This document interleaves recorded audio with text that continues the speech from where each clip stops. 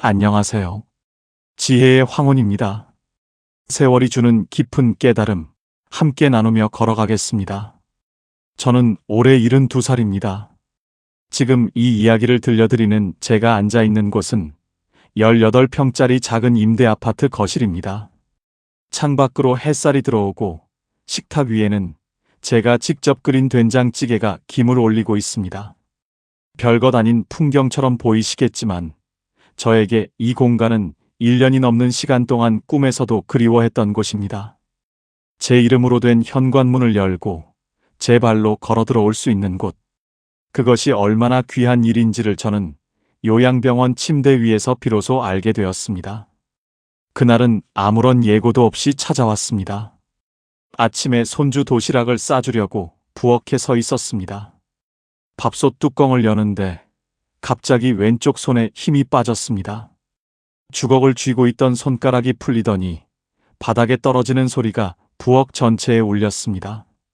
다리가 휘청거렸고 벽을 짚으려 했지만 몸이 말을 듣지 않았습니다. 그대로 부엌 바닥에 주저앉았습니다. 며느리가 비명을 지르며 달려왔고 구급차가 왔고 병원 응급실 천장의 하얀 형광등이 제 눈에 마지막으로 들어왔습니다. 경증 뇌경색이라는 진단을 받았습니다. 의사 선생님은 아들에게 차분하게 설명했습니다. 다행히 골든타임 안에 오셨고 왼쪽 팔다리 근력이 약해졌지만 석 달 정도 꾸준히 재활 치료를 받으시면 일상생활로 돌아가실 수 있다고 했습니다. 저는 그 말을 복도 너머 침대에 누워서 들었습니다. 석 달이면 된다는 말에 마음이 조금 놓였습니다. 힘들겠지만 석 달만 버티면 다시 손주 밥도 해줄 수 있겠구나 싶었습니다. 그런데 아들의 선택은 달랐습니다. 사흘 뒤 아들이 병실로 들어와 조심스럽게 말했습니다. 어머니, 집에서 재활하는 건 현실적으로 어렵습니다. 저도 은정이도 낮에는 직장이고 아이들도 돌봐야 하니까요. 요양병원에서 전문적으로 재활 받으시는 게 어머니한테도 더 좋을 것 같아요. 저는 아들의 얼굴을 한참 동안 바라보았습니다. 그 말이 머리로는 이해가 되었지만 가슴 한쪽이 철렁 내려앉는 것을 막을 수가 없었습니다. 내가 그 집에서 10년 넘게 밥을 하고 빨래를 하고 손주를 키웠는데 내가 쓰러졌을 때 그 집에 제 자리는 없다는 뜻이었습니다. 아무것도 준비하지 못했습니다. 옷까지 몇 벌을 며느리가 가방에 담아왔고 저는 휠체어에 실려 요양병원으로 이동했습니다. 접수 창구에서 제 이름이 불렸을 때 간호사가 물었습니다. 보호자분 성함이요? 아들이 자기 이름을 적었습니다. 저는 그 순간 깨달았습니다. 이곳에서 저는 환자이고 결정은 보호자의 몫이라는 것을. 제가 어디서 살지, 얼마나 있을지, 언제 나갈 수 있을지, 그 어떤 것도 제가 정할 수 없게 되었다는 사실이 목구멍을 막았습니다. 문을 열고 들어간 4인실 병실에는 하얀 침대 하나와 작은 사물함 하나가 전부였습니다. 창밖으로 보이는 것은 주차장뿐이었습니다. 그날 밤 낯선 천장을 올려다보며 생각했습니다. 오늘 아침까지만 해도 나는 부엌에서 밥을 짓고 있었는데 하루 만에 세상이 이렇게 바뀔 수도 있구나. 준비라는 것이 왜 필요한지, 지금껏 왜 한 번도 생각해보지 않았는지. 그 밤의 고요함 속에서 저는 처음으로 두려움이라는 감정을 온몸으로 느꼈습니다.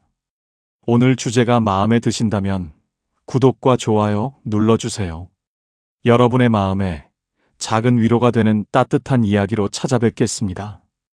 혹시 여러분은 내일 갑자기 병원에 가게 된다면 무엇이 가장 먼저 떠오르시겠습니까? 내 집 열쇠입니까? 통장입니까? 아니면 전화할 사람의 이름입니까? 아들 민수가 결혼한 것은 제가 61살 되던 해였습니다. 며느리 은정이는 대기업 격리팀에서 일하는 성실한 아이였고 민수도 건설회사 현장 관리직으로 바쁘게 살고 있었습니다. 신혼 초에는 작은 빌라에서 둘이 살았습니다. 저는 남편을 일찍 보내고 혼자 살던 아파트에서 가끔 반찬을 만들어 갖다 주는 것으로 만족했습니다. 아들이 잘 사는 모습만 봐도 마음이 든든했고, 저도 제 나름대로의 일상이 있었습니다. 이른 아침에 산책을 하고, 경로당에서 이웃 어르신들과 이야기를 나누고, 저녁에는 조용히 텔레비전을 보며 하루를 마무리하는 소박하지만 평화로운 삶이었습니다. 변화는 손주가 태어나면서 시작되었습니다. 민수가 전화를 걸어 조심스럽게 말했습니다. 아이가 태어나는데 은정이 산후조리 끝나면 바로 복직해야 한다고 어머니가 좀 도와주실 수 있겠느냐고 했습니다. 저는 망설임 없이 그러마했습니다. 내 손주인데 당연한 일이라 생각했습니다. 처음에는 낮에만 가서 아이를 봐주는 것이었습니다. 그런데 석 달이 지나자 아들이 다시 이야기를 꺼냈습니다. 왔다 갔다 하시는 것보다 차라리 함께 사는 게 어머니도 편하시지 않겠느냐고 넓은 집으로 이사를 하자고 했습니다. 저는 그 제안을 가족의 자연스러운 흐름이라고 받아들였습니다. 내 작은 아파트를 전세 주고 아들 가족이 새로 얻은 32평 아파트로 들어갔습니다. 짐을 풀던 날 며느리가 작은 방을 가리키며 말했습니다. 어머니 방이에요. 햇살 잘 들어오죠? 그 방은 2층 복도 끝에 있는 조용한 방이었고 저는 고마웠습니다. 내 공간이 있다는 것만으로도 충분하다고 느꼈습니다.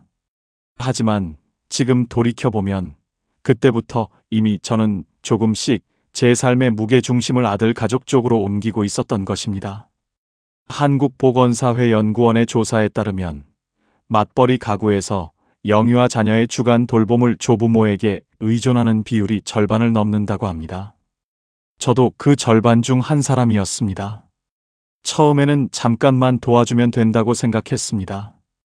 아이가 어린이집에 들어가면 한가해질 거라 믿었습니다.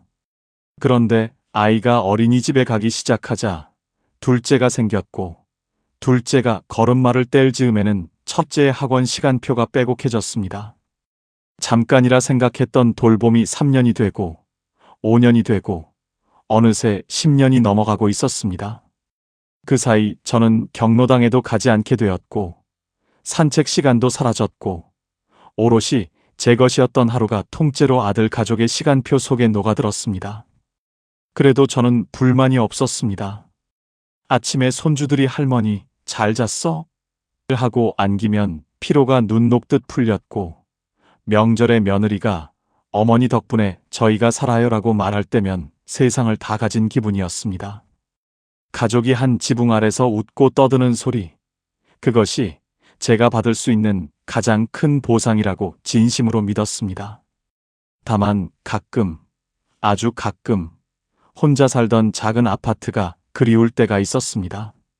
아무에게도 맞추지 않아도 되는 저녁 시간, 내가 먹고 싶은 것만 차려도 눈치 볼 필요 없던 그 자유가 문득 떠올랐다가 이내 사라지곤 했습니다. 그때는 그 감정이 무엇을 의미하는지 깊이 생각하지 않았습니다. 혹시 여러분도 손주를 돌보며 잠깐이라 생각했던 시간이 어느새 몇 년이 되어버린 경험이 있지 않으십니까? 그 시간 동안 여러분 자신을 위한 하루는 며칠이나 있으셨습니까? 새벽 5시 반이면 눈이 떠졌습니다. 알람을 맞추지 않아도 몸이 먼저 알았습니다. 부엌에 들어가 밥솥 버튼을 누르고 국을 끓이고 아이들 반찬통에 김치볶음밥이나 계란말이를 담는 것이 하루의 시작이었습니다. 첫째 손주가 7시에 등원버스를 타야 했으므로 6시 40분까지는 아이를 씻기고 옷을 입혀야 했습니다. 며느리 은정이는 6시 20분에 집을 나섰고 아들 민수는 그보다 30분 더 일찍 현장으로 출근했습니다. 아침 7시가 되면 집에는 저와 아이들만 남았습니다. 낮 시간은 둘째 손주와 둘이 보냈습니다. 기저귀를 갈고 이유식을 만들고 낮잠을 재우고 다시 깨면 놀아주고 그 사이에 빨래를 돌리고 거실을 정리했습니다. 오후 3시가 되면 첫째를 태권도 학원에 보내야 했고 4시 반에는 피아노 학원 앞에서 기다렸다가 데려와야 했습니다. 저녁 6시 며느리가 돌아오기 전에 밥상을 차려놓는 것이 저의 마지막 임무였습니다. 며느리가 현관문을 열고 들어오면 저는 슬며시 제 방으로 들어갔습니다. 그 아이도 하루 종일 일하고 왔으니 편하게 쉬어야 한다고 생각했기 때문입니다. 이 일과가 일주일에 닷새, 한 달에 20일 넘게 반복되었습니다. 토요일에는 아이들 체험학습이 있었고, 일요일에는 밀린 집안일을 했습니다. 제가 온전히 쉬는 날은 사실상 없었습니다. 그런데 이상한 것은 저는 그것을 힘들다고 느끼지 않았다는 점입니다. 아니, 정확히 말하면 힘들다는 감정을 느낄 틈이 없었습니다. 아침에 눈을 뜨면 해야 할 일이 이미 줄지어 기다리고 있었고, 밤에 눈을 감을 때는 내일 해야 할 일이 머릿속에서 정리되고 있었습니다. 제 자신에 대해 생각할 여유가 없었다는 것을 그때는 몰랐습니다. 프랑스 철학자 시몬 드 보부아르는 이렇게 말했습니다. 헌신이 습관이 되면 그것은 더 이상 선택이 아니라 의무가 된다. 저는 그 말의 의미를 10년이 지나서야 이해하게 되었습니다. 처음에는 사랑이었습니다. 손주가 웃으면 세상 모든 피로가 사라졌고, 아들 가족이 건강하게 지내는 모습이 곧 저의 행복이었습니다. 그런데 어느 순간부터 그 사랑이 역할이 되었고, 역할이 의무가 되었고, 의무가 존재의 이유가 되어버렸습니다. 밥을 차리지 않으면 불안했고, 아이를 돌보지 않으면 쓸모없어지는 것 같았습니다. 제가 이 집에서 필요한 이유가 오직 살림과 돌봄뿐이라는 사실을 저는 스스로에게 인정하지 않으려 했습니다. 며느리는 나쁜 아이가 아니었습니다. 명절마다 용돈을 챙겨주었고, 제 생일에는 케이크를 사왔습니다. 다만 며느리에게 저는 가족이면서 동시에 도움을 주는 사람이었고, 그 두 가지 역할 사이에서 저의 실제 감정은 자주 보이지 않는 곳으로 밀려났습니다. 아들도 마찬가지였습니다. 민수는 제가 힘들다는 말을 한 번도 하지 않았으니 힘들지 않다고 믿었을 것입니다. 저 역시 힘들다는 말을 입 밖에 내는 것이 가족에게 짐이 될까봐 참았습니다. 그렇게 서로의 침묵이 쌓이고, 그 침묵 위에 일상이 올라가고, 일상 위에 또 세월이 쌓였습니다. 여러분께 한 가지 여쭙겠습니다. 사랑과 의존은 어디에서 갈라진다고 생각하십니까? 내가 기꺼이 하는 일과 하지 않으면 불안해서 할 수밖에 없는 일 사이의 경계를 여러분은 느껴보신 적이 있으십니까? 아들 가족과 합가하면서 제가 살던 작은 아파트를 어떻게 할지 고민이 생겼습니다. 23평짜리 낡은 아파트였지만 남편이 살아있을 때 함께 대출을 갚아가며 마련한 집이었습니다. 남편이 떠난 뒤에도 저는 그 집을 지켰습니다. 월세를 놓을까 생각도 해보았지만 관리가 번거로울 것 같았고, 무엇보다 아들이 먼저 말을 꺼냈습니다. 어머니, 지금 저희 집 대출이 아직 많이 남아있거든요. 어머니 아파트를 정리해서 대출을 갚으면 이자 부담이 확 줄어요. 어차피 이제 같이 사시는 건데 빈 집을 두고 세금 내시는 것보다 훨씬 낫지 않겠어요? 아들의 말은 논리적으로 틀리지 않았습니다. 제가 혼자 쓰지 않는 집의 재산세와 관리비를 내는 것은 분명 낭비였고, 아들 가족의 대출 이자를 줄이면 온 가족이 편해지는 것도 맞았습니다. 며느리도 옆에서 조심스럽게 말을 보탰습니다. 어머니, 저희가 어머니를 모시는 건 당연한 거예요. 이 집이 어머니 집이기도 한 거잖아요. 그 말이 따뜻하게 들렸습니다.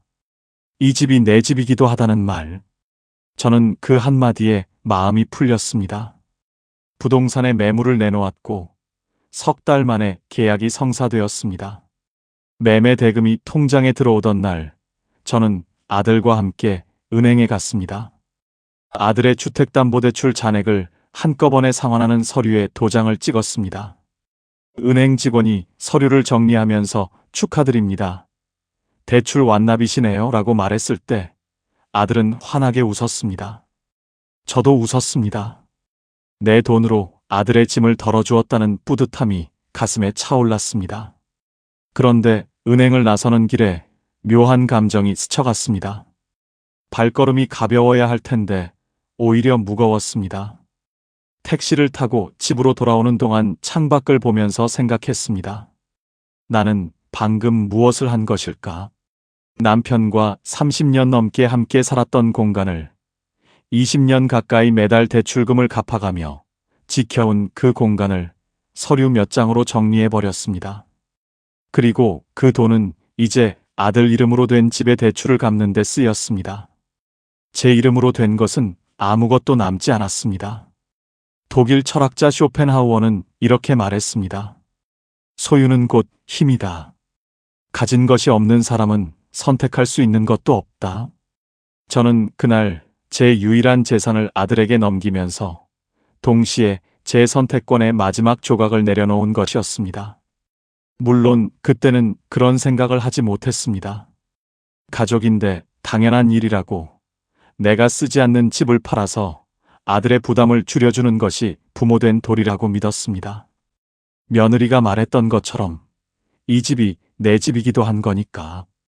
하지만 세상에는 등기부등본이라는 것이 있습니다. 그 종이 위에 적혀 있는 이름만이 법적으로 인정받는 주인입니다. 가족의 정이 아무리 깊어도, 함께 산 세월이 아무리 길어도 등기부등본 위에 제 이름은 없었습니다.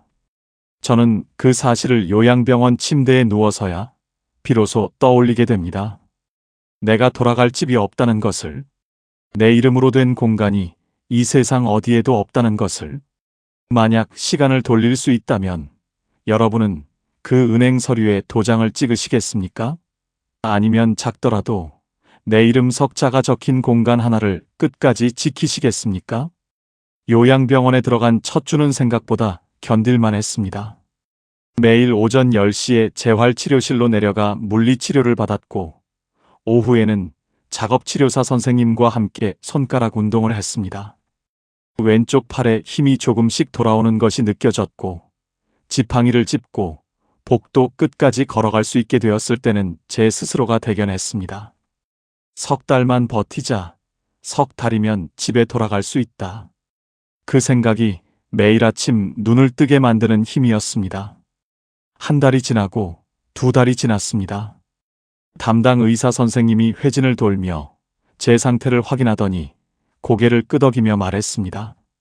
회복 속도가 양호하다고, 이 추세라면 석 달 후 퇴원을 충분히 고려해 볼 수 있다고 했습니다.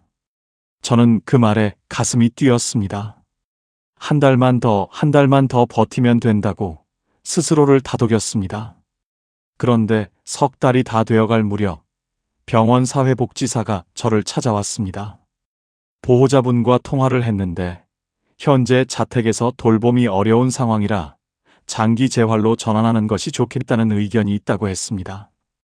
저는 그 말을 듣는 순간 귀가 멍해졌습니다. 장기 재활이라는 단어가 머릿속에서 맴돌았지만 그것이 무엇을 뜻하는지 곧바로 이해되지 않았습니다. 사회복지사가 덧붙였습니다. 아드님께서 어머님의 안전을 위해 조금 더 병원에서 관리받으시는 것이 좋겠다고 말씀하셨다고요. 아들에게 전화를 걸었습니다. 민수야, 나 석 달 되면 퇴원할 수 있다고 의사 선생님이 그러셨는데 왜 장기로 바꾸자는 거냐고 물었습니다. 아들은 한참 동안 말이 없다가 조심스럽게 대답했습니다. 어머니, 집에 오셔도 낮에 저희가 다 나가 있잖아요. 혼자 계시다가 또 쓰러지시면 어떡해요? 조금만 더 계시는 게 안전하지 않겠어요? 안전이라는 말이 제 가슴에 박혔습니다. 그 말은 틀리지 않았습니다. 하지만 동시에 집에 제 자리가 없다는 말이기도 했습니다. 보건복지부 실태조사에 따르면 요양병원에 석 달 이내 입원 계획으로 들어간 환자 중 절반 이상이 8달 이상 장기 입원으로 전환된다고 합니다. 저도 그 통계 속의 한 사람이 되었습니다. 석 달이면 된다던 재활은 6달이 되었고 6달은 다시 1년으로 늘어났습니다. 퇴원 날짜는 정해지지 않았고 아무도 그 이야기를 꺼내지 않았습니다. 저 역시 더 이상 묻지 않았습니다. 물어봤자 돌아오는 대답은 같을 것이라는 걸 알았기 때문입니다. 여러분께 여쭙겠습니다. 보호라는 이름으로 누군가의 선택이 밀려난 경험 혹시 있으십니까? 그것이 정말 보호였는지 아니면 편의였는지 그 경계는 누가 정하는 것이겠습니까? 요양병원 생활에는 나름의 리듬이 있었습니다. 아침 7시에 기상, 8시에 아침 식사, 10시에 재활치료, 12시에 점심, 오후에는 자유시간, 저녁 6시에 식사, 9시에 소등. 매일이 같은 순서로 흘러갔고 달력의 숫자만 바뀌었습니다. 그 안에서 저를 버티게 해주는 유일한 것은 면회라는 단어였습니다. 병실 복도 끝에 있는 면회실 앞을 지날 때마다 저도 모르게 고개를 돌렸습니다. 혹시 오늘은 누가 와 있지 않을까 하는 마음이었습니다. 같은 병실의 이 여사님은 매주 일요일마다 딸이 찾아왔습니다. 과일을 깎아주고 머리를 빗겨주고 병원 앞 산책로를 함께 걸었습니다. 건너편 침대의 박 여사님에게는 손녀가 격주로 면회를 왔습니다. 태블릿으로 사진을 보여주며 까르르 웃는 소리가 병실 가득 퍼졌습니다. 면회가 끝나고 가족이 돌아가면 병실은 다시 조용해졌지만 면회를 다녀온 분들의 얼굴에는 며칠간 온기가 남아 있었습니다. 저는 그 온기를 옆에서 바라보는 사람이었습니다. 아들의 직장은 병원에서 버스로 새 정거장 거리에 있었습니다. 점심시간에 잠깐 들르는 것도 가능한 거리였습니다. 저는 그 사실을 알고 있었기에 처음 몇 달은 기다렸습니다. 바쁘겠지. 주말에는 아이들도 챙겨야 하니까 다음 주에는 오겠지. 석 달이 지나고 6달이 지났습니다. 명절이 왔고 제 생일이 지나갔습니다. 아들은 전화로 안부를 물었습니다. 짧은 통화였습니다. 어머니 밥은 잘 드시냐? 치료는 잘 받고 계시냐? 필요한 거 있으면 말씀하세요. 저는 괜찮다고 대답했습니다.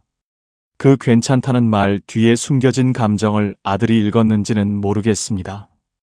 병원비는 아들과 딸이 반씩 나누어 부담하기로 했고 거기에 제 노령연금도 보태졌습니다. 돈은 매달 빠짐없이 들어왔습니다. 경제적으로 저를 방치한 것은 아닙니다. 하지만 사람은 돈만으로 살 수 있는 존재가 아닙니다. 어느 날 오후 간호사 선생님이 제 침대 옆에 앉으며 물었습니다. 어머님, 보호자분 연락처 확인 좀 할게요. 최근에 면회 오신 적이 있으세요? 저는 잠깐 말을 잇지 못했습니다. 기억을 더듬어 보았지만 떠오르는 장면이 없었습니다. 간호사가 기다려 주었고 저는 겨우 대답했습니다. 아직 못 오셨다고요? 간호사는 더 묻지 않았습니다. 다만 제 손을 한번 가볍게 잡아주었습니다. 그 작은 손길에 눈시울이 뜨거워졌지만 저는 고개를 돌려 창밖을 바라보았습니다. 1년이 되었습니다. 365일 동안 단 한 번도 아들은 오지 않았습니다. 단 한 번도. 면회 기록부에 아들의 이름은 적힌 적이 없었습니다. 저는 그 사실을 원망으로 받아들이기보다 하나의 현실로 받아들여야 했습니다. 원망을 하면 밤잠을 이룰 수가 없었고 잠을 못 자면 재활치료를 받을 힘이 없었기 때문입니다. 그래서 저는 감정을 접었습니다. 접어서 침대 밑 사물함 안에 넣어두듯이 꺼내지 않기로 했습니다. 대한노인회가 실시한 요양시설 입소 어르신 실태조사에 따르면 입소 후 1년 이내에 가족 면회를 한 번도 받지 못한 어르신의 비율이 전체의 30%를 넘는다고 합니다. 10명 중 3명은 저와 같은 밤을 보내고 있다는 뜻입니다. 그 숫자가 위로가 되지는 않았습니다. 다만 제가 유별나게 불행한 것은 아니라는 사실이 조금이나마 마음을 붙잡아 주었습니다. 1년 동안 단 한 번도 오지 않는다면 그것은 바쁨일까요? 무관심일까요? 아니면 이미 정리된 마음일까요? 여러분은 어떻게 생각하십니까? 입원한 지 13달째 되던 어느 밤이었습니다. 소등 시간이 지나고 병실은 어둠에 잠겼지만 저는 잠이 오지 않았습니다. 옆 침대에서 이 여사님의 고른 숨소리가 들렸고 복도 저편에서 간호사의 슬리퍼 소리가 멀어져 갔습니다. 천장에는 비상등의 작은 초록빛만 희미하게 떠 있었습니다. 저는 그 빛을 바라보며 한참을 누워 있었습니다. 그날따라 유독 지난 1년의 장면들이 파노라마처럼 머릿속을 지나갔습니다.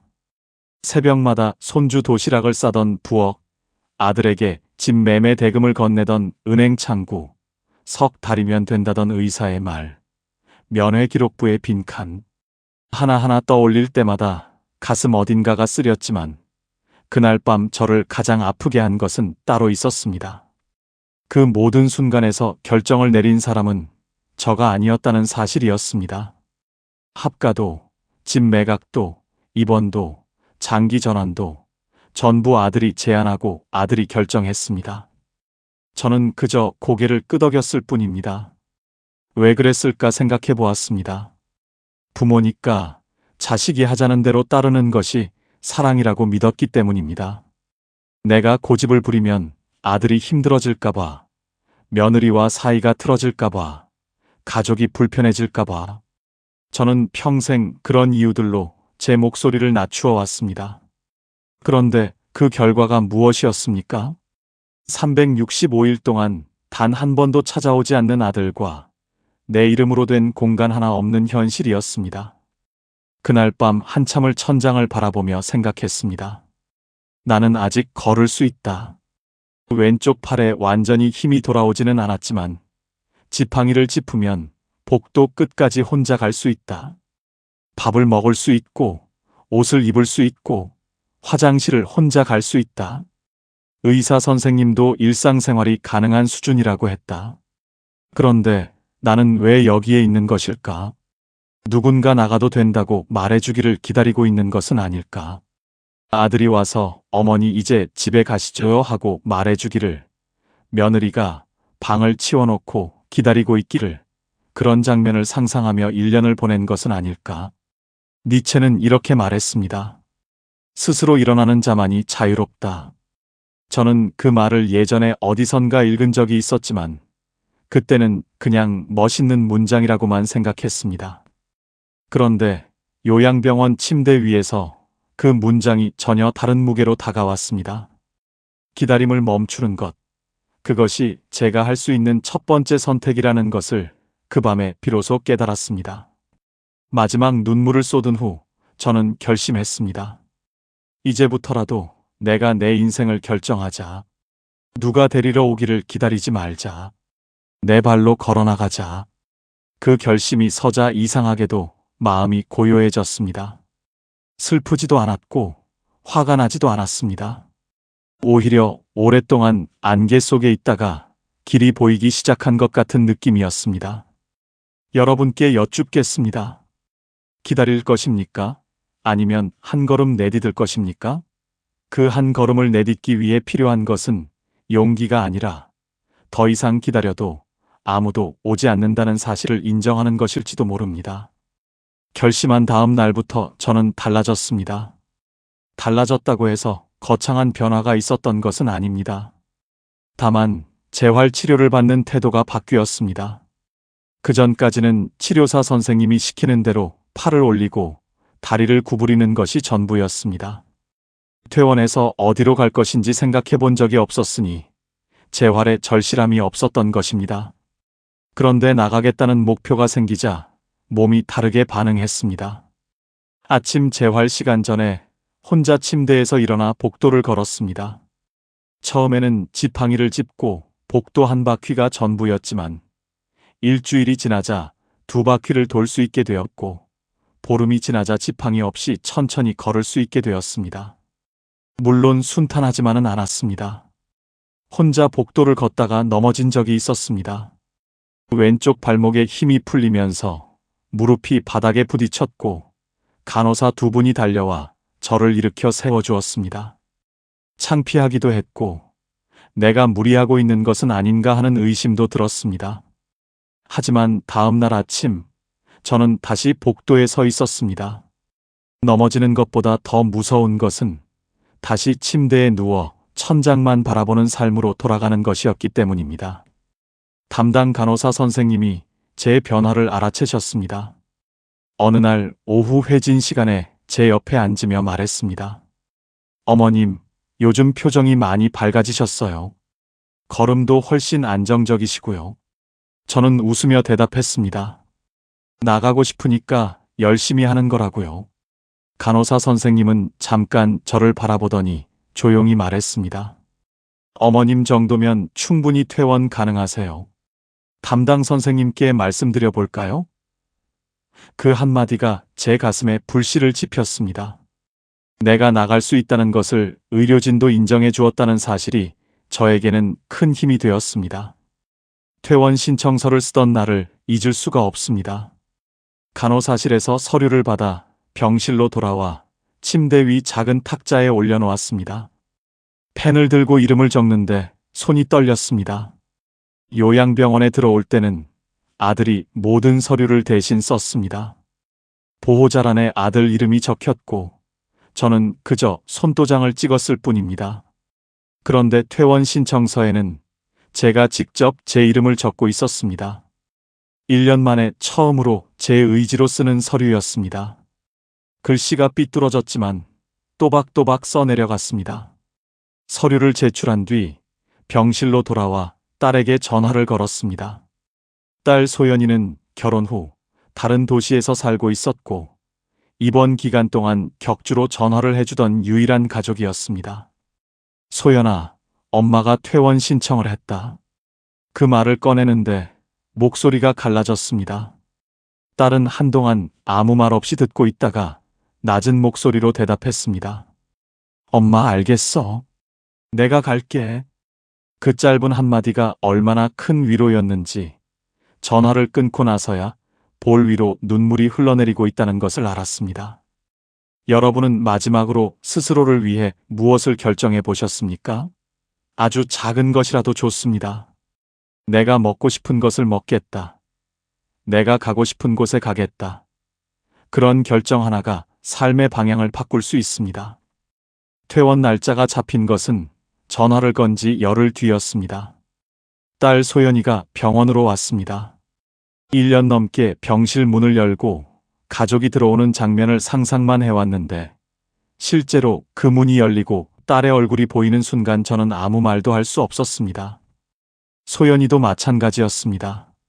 서로 얼굴만 바라보다가 딸이 먼저 다가와 제 손을 잡았습니다. 그 손이 따뜻했습니다. 1년 동안 아무도 잡아주지 않았던 손을 딸이 두 손으로 감싸 쥐었을 때 참았던 것들이 한꺼번에 올라왔지만 저는 울지 않았습니다. 울면 딸이 더 마음 아플 것 같았기 때문입니다.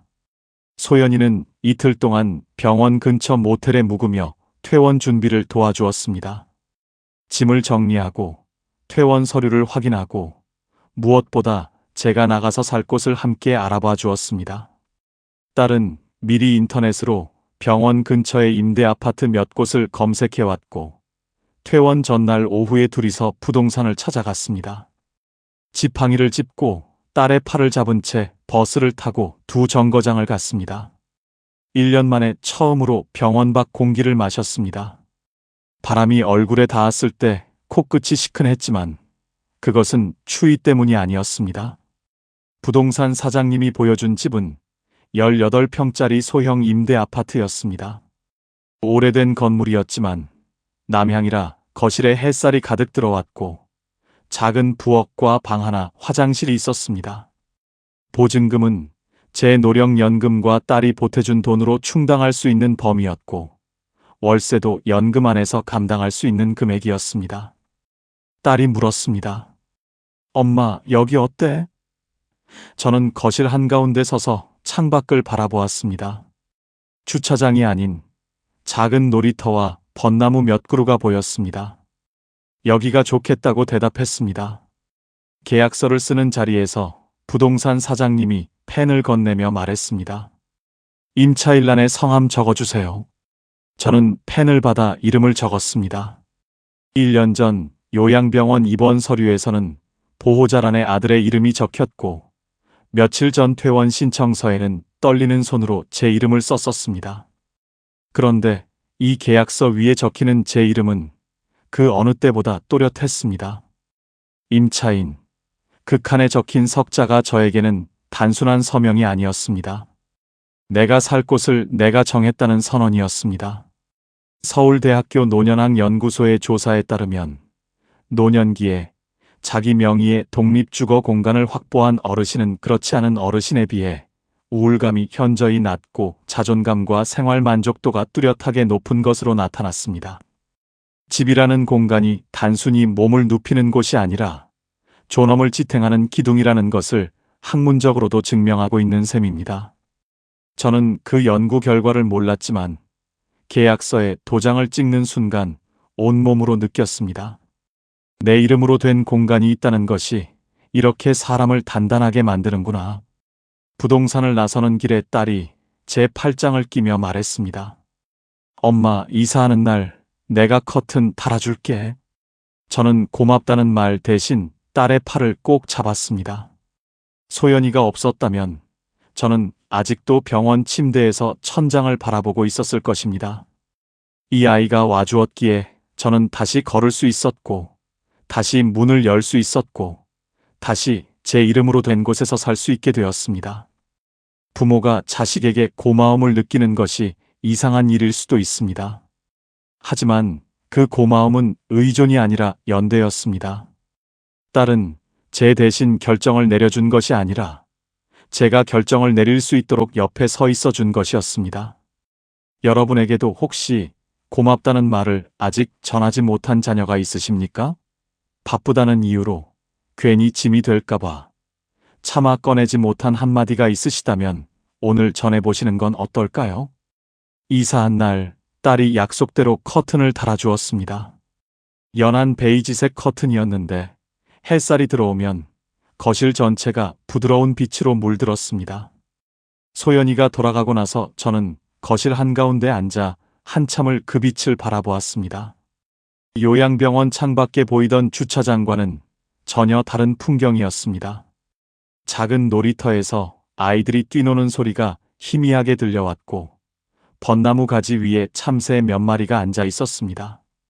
별것 아닌 것들이었지만 내가 선택한 공간에서 내가 원하는 시간에 바라보고 있다는 사실만으로 모든 것이 달랐습니다. 생활은 소박하게 꾸렸습니다. 노령연금에서 월세와 공과금을 빼면 남는 돈이 넉넉하지는 않았지만 혼자 먹고 사는 데는 부족하지 않았습니다. 아침에는 밥 한 공기와 된장찌개, 저녁에는 간단한 반찬 한두 가지면 충분했습니다. 누구의 입맛에 맞출 필요 없이 내가 먹고 싶은 것을 해먹는다는 것이 이렇게 편한 일인 줄 예전에는 몰랐습니다. 장은 이틀에 한 번 근처 시장에서 받고 산책은 매일 아침 놀이터 옆 둘레길을 한 바퀴 도는 것으로 정했습니다. 지팡이 없이 걸을 수 있게 된 뒤로는 걸음이 제법 빨라졌습니다. 아들에게서 연락이 온 것은 이사한 지 보름쯤 지났을 때였습니다.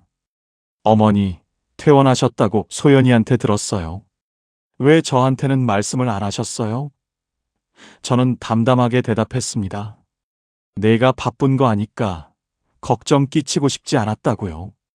아들은 한참 동안 말이 없었습니다. 그 침묵 속에 무슨 감정이 들어 있었는지는 모르겠습니다. 미안함이었을 수도 있고, 당황이었을 수도 있고, 어쩌면 안도였을 수도 있습니다. 저는 더 이상 아들의 마음을 짐작하며 살지 않기로 했기에 그 침묵을 캐묻지 않았습니다. 다만 한 가지만 말했습니다. 엄마는 잘 지내고 있으니 걱정하지 말아라. 필요한 것이 있으면 내가 먼저 연락하마. 그 전화를 끊고 나서 마음이 홀가분했습니다. 원망도 서운함도 그렇다고 용서라는 거창한 감정도 아니었습니다. 그저 제 자리를 찾은 느낌이었습니다. 아들은 아들의 삶이 있고 저는 저의 삶이 있습니다. 그 사이에 적당한 거리가 있어야 서로 숨을 쉴 수 있다는 것을 이른이 넘어서야 비로소 알게 되었습니다. 지금 제 작은 아파트 현관문 안쪽에는 메모지 하나가 붙어 있습니다. 제가 직접 쓴 것입니다. 이 집의 주인은 나입니다. 매일 아침 신발을 신으며 그 문장을 읽습니다. 거창한 다짐이 아닙니다. 다만 다시는 제 이름을 지우지 않겠다는 조용한 약속입니다. 집은 재산이 아니라 존엄입니다. 넓고 좋은 집이 아니어도 좋습니다. 내 이름으로 된 공간 하나, 내 발로 걸어 들어갈 수 있는 문 하나, 그것만 있으면 사람은 다시 일어설 수 있습니다. 존엄은 남이 주는 것이 아니라 스스로 지키는 것이다. 이 문장을 저는 요양병원 침대 위에서 배웠습니다. 책이 아니라 삶이 가르쳐 준 말입니다. 오늘 이야기가 여러분의 마음에 작은 위로가 되었기를 바랍니다. 살아있는 동안 내 이름으로 된 공간 하나는 꼭 지키십시오. 그것이 작은 원룸이든 임대 아파트든 이름이 적힌 문패 하나든 상관없습니다. 내가 돌아갈 곳이 있다는 것. 그것이 노후의 가장 단단한 울타리입니다. 여러분도 새로운 시작을 할 수 있습니다. 나이는 숫자일 뿐, 진짜 인생은 지금부터입니다. 어떤 생각이 드셨는지 댓글로 나눠주세요. 구독과 좋아요로 함께 해주시고 오늘도 행복한 하루 되세요. 지혜의 황혼이었습니다.